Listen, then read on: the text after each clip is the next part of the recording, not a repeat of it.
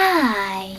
In front of me is Nokia 22040, and today I would like to show you how you can turn on or off vibrations.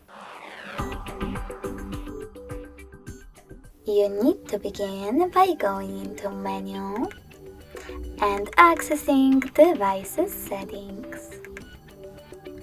In them, select Personalization and tap on Sounds.